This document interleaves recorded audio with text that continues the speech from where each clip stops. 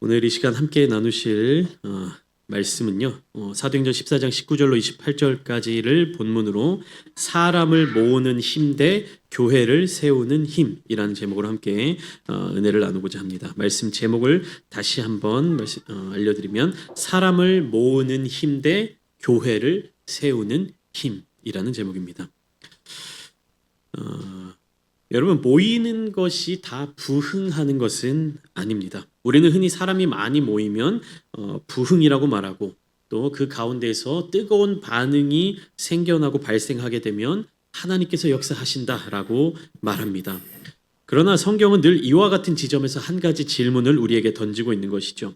어떤 힘으로 모였는가? 그리고 그 이후에 무엇이 남아있는가라는 질문을 우리에게 던지고 있는 것입니다. 여러분, 우리가 계속해서 함께 나누고 있는 이 사도행전 14장의 말씀은 기적도 일어나고 있고요. 사람들의 열렬한 환호도 나타나 있고 많은 사람들이 모여있는 장면들도 그려지고 있지만 동시에 이 사람을 모으는 힘과 성령의 힘이 얼마나 다른 결과를 만들어내는지를 보여주고 있기도 합니다. 사도행전 14장에서 사람을 모으는 힘이 어떻게 표현되고 있느냐 하면요. 선동하는 힘 혹은 충동하는 힘 이렇게 표현되고 있는 것을 우리가 알 수 있습니다. 여러분, 우리가 기억해야 할 것은요. 우리가 믿고 전하고자 하는 이 복음은요. 중립적인 요소가 아니라는 사실입니다. 복음은 분명한 방향성을 가지고 있다는 이야기이죠. 사도행전 14장 1절부터 7절까지 바울은 어디에서 복음을 증거했느냐 하면 이고니온에서 복음을 증거했습니다. 사도행전 14장에 크게 세 군데의 지역을 나눠서 함께 주목해 보겠다라고 말씀을 드렸는데 사도행전 14장 1절부터 7절까지의 말씀은 이고니온에서 복음이 선포되고 있는 장면이 나타나고 있죠. 이때 반응은 어떻습니까? 유대인과 헬라인들이 함께 말씀을 들었고 허다한 무리들이 믿음을 가지기 시작했습니다. 그러나 모든 사람들이 믿음을 가졌던 것은 아니었죠. 성경은 뭐라고 표현하고 있습니까? 순종하지 않은 자들, 순종하지 아니하던 유대인들이라고 표현을 하고 있죠. 믿지 않은 자들을 뭐라고 표현한 겁니까? 순종하지 않은 사람들. 그 순종하지 않는 사람들, 복음에 순종하지 않는 사람들, 말씀에 순종하지 않는 사람들이 어떠한 행동을 취했느냐 하면 이방인들의 마음을 선동하여서 반대하도록 만들었다는 것입니다. 악감정을 품도록 만들었던 것이에요. 복음이 선포되고 있을 때 선동하는 사람들이 그 복음에 대하여서 반발하는 악감정을 만들었다라는 것입니다. 그럼 어떻게 이런 일이 일어날 수 있는가? 좀 전에 말씀드렸던 것처럼 복음은 중립적이지 않다라고 말씀드렸죠. 즉 복음의 특징은요. 모두를 편안하게 만들어주지 않는다는 것입니다. 우리가 신앙생활을 하면서 간절히 원하는 것들이 있죠. 나의 삶에 있어서 불안정한 부분들이 안정화되기를 원하고 좀 내 마음에 있어서 불편한 것들이 편안함으로 바뀌기를 원하고 불안한 것들이 확신이라든지 마음의 어떤 안정감으로 변화되기를 원합니다. 그러나 복음은요. 모두를 원하는 대로 그들이 바라는 대로 편안하게 만들어주지 않는다라는 것입니다. 그 중간에 반드시 무엇이 있느냐? 분별하는 일과 선택하는 것을 요구하는 것이죠.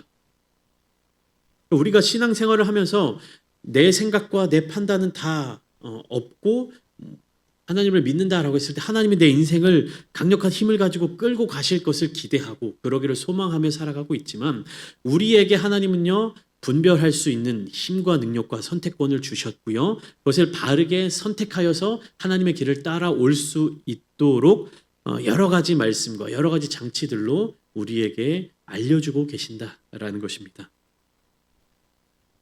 그렇기 때문에 복음이 전해지는 곳에서 나타나는 반응은요, 크게 두 가지로 나뉠 수가 있는 것이죠. 무엇입니까? 그 복음을 듣고 복음이 인도하는 그 방향으로 믿음으로 나아가는 사람들이 있는 반면에 어떻습니까? 마음 문을 닫고 복음과 대적하여 믿음과 반대되는 방향으로 나아가는 사람들이 나타난다는 것입니다. 복음을 전했던 바울과 바나바는요. 그러한 상황과 환경 속에서도 주를 힘입어 담대히 말하였다라고 성경은 소개하고 있습니다. 그리고 무모하게 한 지역에서 버티고 있지 않고 떠나야 할 때를 따라서 성령의 인도하심을 따라서 지역을 이동하는 모습을 우리에게 보여주고 있습니다. 여러분 두 번째 장면이죠. 사도행전 14장 8절부터 18절까지는 루스드라라고 하는 지역에서 복음을 전하는 장면이 나타나고 있습니다. 여기는요 기적이 나타나고 있어요. 말씀이 전해질 때, 복음이 전해질 때 나타나는 기적에 대해서 소개하고 있습니다. 한 사람이 등장하고 있는데 이 사람은 신앙이 없었던 사람이었어요. 복음이 무엇인지 알지 못하는 사람이었습니다. 유대인도 아니었기 때문에 하나님이 누구신지 알지 못했던 사람이었어요. 그런데 성경은 이 사람에 대해서 뭐라고 이야기하고 있습니까? 구원받을 만한 믿음이 있었던 한 사람을 소개하고 있습니다. 나면서부터 걷지 못했던 사람, 한 번도 걸어본 적 없는 이 사람이 어떻게 됩니까? 걷게 되는, 일어나 걷게 되는 기적이 나타났습니다. 기적을 본 사람들은 바울과 바나바를 사람의 형상을 입고 내려온 신들이라고 여기고 그들에게 제사하고자 했습니다. 여러분 이 능력은요 누구의 능력이었습니까? 하나님의 능력이었죠. 예수 그리스도의 능력이었습니다. 그러나 그 루스드라에 살아가던 사람들에게 있어서는 그 능력이 누구의 능력으로 보인 것입니까? 하나님의 능력이 아니라 제우스의 능력이라든지 헤르메스의 능력이라든지 그 이방 신들의 능력으로 보이게 된 것이에요. 왜 그러냐? 그들이 살아왔던 환경, 그 루스드라라고 하는 지역이 갖고 있는 특징, 그 안에서 자기들이 경험한 세계관 안에서 이 기적을 판단하고 정의를 내렸기 때문에 그렇습니다. 이것이 하나님의 능력인데 하나님에 대해서도 알지 못하고 새로운 세계에 대해서 마음문을 열고 있지도 않았기 때문에 자신들이 아는 그 세계관 안에서 가장 적절한 대상을 선택해서 그렇게 믿어버리게 된 것입니다. 다시 말하면 그들은 하나님께로 돌아오지 못했다. 회개하지 못했다. 이 사람들은 새로운 진리를 받아들이지 않았고 자기들이 이미 알고 있던 그 신화 체계를 강화했을 뿐입니다. 여러분 이것이 우상 숭배의 본질이에요. 철학에서 사용하는 표현을 인용해 본다면 이 사도행전 14장 8절부터 18절까지 말씀을 통해서 우리가 깨닫는 바는 무엇이냐? 내가 무엇을 모르는지를 아는 지식이 있는 것이 구원받을 만한 믿음이라는 것이에요. 이게 굉장히 역설적이지 않습니까? 내가 잘 알고 있어. 무엇을 알고 있느냐? 내가 모른다는 사실을 알고 있다는 것. 그렇기 때문에 우리가 신앙생활을 하면서 방향성을 어떻게 잡아야 하느냐? 나는 방향을 알 수 없다. 누가 알고 계시냐? 하나님이 알고 계신다. 예수 그리스도께서 알고 계신다. 내가 모르는 것을 안다. 내가 모르는 것을 누가 알고 계시냐? 하나님이 알고 계신다. 바울은요 표대를 향하여 간다라고 이야기하고 있죠. 그렇기 때문에 우리의 믿음 생활 또한 내가 안다라고 하는 어떤 교만함이라든지 나태함으로 나아가서는 안 되고요. 날마다 겸손함으로 나아가야 할 것이고 우리가 복음을 전해야 하는 대상들을 위해서 기도할 때에도 어떤 기도를 해야 합니까? 그들에게 구원받을 만한 믿음이 생겨날 수 있도록 그 영혼들을 위해서 기도해야 하는 것이. 그 기도가 병행되지 않고 그 기도가 함께하지 않고 그냥 가서 교회에 한번 나와봐라. 그냥 가서 교회에 등록해라. 이렇게 이야기하는 것은 진정한 전도가 될 수 없다는 것입니다. 하나님에 대해서 알지 못했던 사람들, 하나님에 대해서 들어본 적 없는 사람들, 예수님이 누구신지에 대해서 알지 못하는 자들에게는요. 우리가 반드시 그들 마음 가운데 구원받을 만한 믿음이 먼저 생겨날 수 있도록 하기 위한 그 기도를 함께 해야 한다는 것입니다. 기적이 나타난다고 해서 믿음이 생겨나는 것이 아니죠. 기적이 나타난다고 해서 자동으로 그 사람이 하나님께로 돌아오는 것도 아닙니다. 오히려 내 믿음의 방향이 어디를 향하고 있는지를 드러내게 되는 것이에요. 기적을 경험했는데 이 사람들은 그 믿음의 방향을 어디로 더 쏠리도록 했습니까? 제우스와 헤르메스와 이방 신들을 섬기는 우상 숭배로 더 강하게 달려나가는 모습을 발견할 수 있던 것이에요. 그렇게 우리도 우리의 신앙생활의 자리 가운데서 기적을 자꾸만 기대하거나 하나님께 그런 기적을 보여달라고만 하는 기도는요. 우리의 신앙생활이 건강하게 성장하지 못하는 기도가 될 수 있다는 것입니다. 간절함을 가지고 있되 그 안에서 바른 방향성을 추구하는 기도를 반드시 함께 해 나가야 하는 것입니다. 이렇게 이어지는 오늘 본문 말씀 19절은 어떻게 시작하고 있느냐? 유대인들이 안디옥과 이고니온에서 와서 무리를 충동하니 그들이 돌로 바울을 쳐서 죽은 줄로 알고 시외로 끌어내치니라. 이렇게 되어 있습니다. 여러분, 유대인들이 어디와 어디에서 왔다라고 기록하고 있습니까? 19절에 안디옥과 이고니온에서 왔다. 지금 바울과 바나바가 어디에 있다고요? 루스드라라고 하는 지역에 머물러 있습니다. 바울과 바나바를 제우스와 헤르메스라고 이렇게 이야기했던 그러한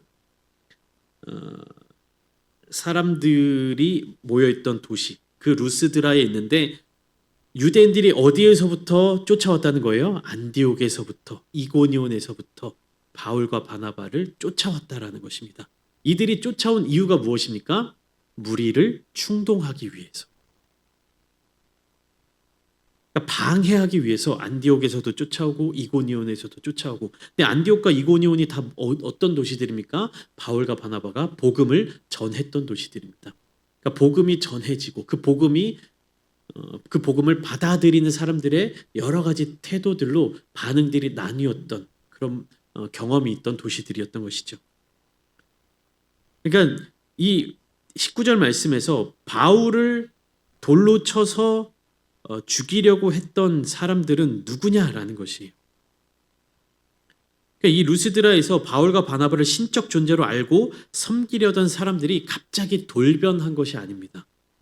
19절 말씀을 잘 보면 등장하는 주체들의 행동이 서로 다르게 구분되어 있는 것을 볼 수 있습니다. 보시면 안디옥과 이고니온에서 온 유대인들은 무리를 충동했다라고 성경은 말씀하고 있고요. 돌로 바울을 친 사람들은 누굽니까? 충동을 받은 무리들이었습니다.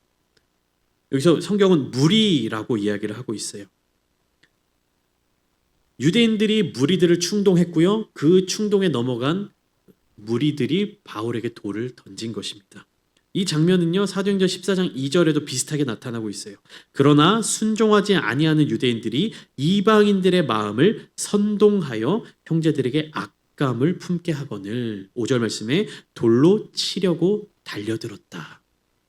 그러니까 똑같죠. 이고니온에서도 유대인들이 이 무리들의 마음을 선동해서 바울과 바나바에게 돌을 던지도록 만들었고요. 19절 말씀에서 루스드라 지역에서도 유대인들이 무리들을 충동해서 바울을 향하여 돌을 던지게 만들었던 것입니다. 여기에서 여러분 무리들과 제자들이 구별되기 시작한 움직이는 사람들이 있어요. 다양한 모습들이 있습니다. 그런데 무리들은 어떤 행동을 했느냐? 선동을 당하고 충동을 당하여서 다른 사람들이 움직이고자 하는 모습대로 그렇게 움직임을 보였다. 그러나 제자들이 있어요. 제자들이 나옵니다. 제자들은 어떠한 모습을 보이고 있습니까? 오늘 본문을 쭉 읽으면 제자들은요. 22절 말씀을 보면 바울이 권면하는 내용이죠. 제자들의 마음을 굳게 하여 이 믿음에 머물러 있으라 권하고. 제자들은 어떤 모습을 갖춰야 하는 겁니까? 믿음에 머물러 있는 모습. 쉽게 말하면 무리들은 어떻습니까? 충동에 의해서 선동에 의해서 막 움직이는 모습으로 이렇게 상상한다면 제자들은요. 믿음 위에 굳건하게 서 있는 모습, 머물러 있는 모습을 우리가 상상해 볼 수 있는 것입니다. 여기서 무리들과 제자들이 구분되는 거예요. 여러분, 충동하는 것 그리고 선동하는 것의 특징이 나타나 있는데요. 무엇이냐? 빠르게 이루어지는 것. 충동하는, 선동하는 건요. 굉장히 빠르게 정신없이 진행됩니다. 그리고 무엇으로 움직이느냐? 감정적으로 움직여요. 여론을 이용하고 그 다음에 비상식적인 행동으로 이어지는 거예요. 다양한 모습들이 나타나고 있죠. 우리가 정치적인 문제들에 있어서도 선동한다, 누가 누구를 선동한다, 보수와 진보를 가릴 것 없이 어떤 행동을 하게 되면 이렇게 선동한다, 선동당했다, 이렇게 정치적으로 이렇게 정쟁을 하는 것으로 우리가 또 볼 수 있고요. 또 충동하면 생각나는 단어가 뭐가 있습니까? 여러분 한 번쯤은 다 해보셨을 충동 구매 다 해보셨죠? 충동 구매를 하도록 만드는 요소가 뭐가 있습니까? 대표적으로 TV에서 나타나는 홈쇼핑. 계속 요란하게 번쩍번쩍하게 시각 효과를 자극하고 이 제품의 강점을 빠르게 설명하고 뭐 품절 임박하면 마음이 두근두근해지고 빨리 전화기를 들어야 될 것 같고 어떻습니까? 충동적으로 구매하도록 만드는 요소들이 있다는 거예요. 급하게 빠르게 감정적으로 내가 이것이 필요한가 이 물건이 필요한가 안 필요한가를 냉정하고 차분하게 생각할 수 있는 시간을 안 주고 막 이렇게 카운트다운 되잖아요. 몇 분 몇 초 남았다고 계속 그 시간이 줄어져 가고 이 시간이 끝나면 주문할 수 없습니다. 뭐 재고가 몇 개 남아 있는데 품절이 임박하고 있습니다. 막 번쩍번쩍 반짝반짝하면서 빨리 내가 그것을 구매해야 될 것 같은 그런 정신없는 시간을 이끌어 가잖아요. 그러니까 충동한다, 선동한다라고 하는 것이 이런 특징을 가지고 있는 것입니다. 그래서 어떻게 됩니까? 빠르고 감정적으로 행동하게 됐는데 그 행동을 하고 난 뒤에 이게 뭐지? 라는 그런 마음의 어떤 허탈감이 남는다라는 것입니다. 예수님을 십자가에 못 박으라고 외쳤던 무리들, 예수님을 팔아넘겼던 가룟 유다의 그 충동적인 행동들 다 어떻습니까? 어떤 결과로 이어집니까? 그렇게 사라져버리는 마음의 허탈함과 헛헛함이 그들의 삶을 가득 채우게 되는 것을 우리가 말씀을 통해서 그리고 우리의 삶의 경험을 통해서 알게 된다는 것입니다. 그렇기 때문에 충동이나 이 선동은요 사람을 움직일 수는 있으나 사람을 변화시키지는 못합니다. 우리가 뭔가 충동적으로 어떤 행동을 하고 나면 어떤 생각이 듭니까? 내가 잠깐 뭐에 씌였나? 내가 왜 그랬지? 이렇게 하면서 갸우뚱하면서 내 행동에 대해서 한번 다시금 생각하게 되지 않습니까?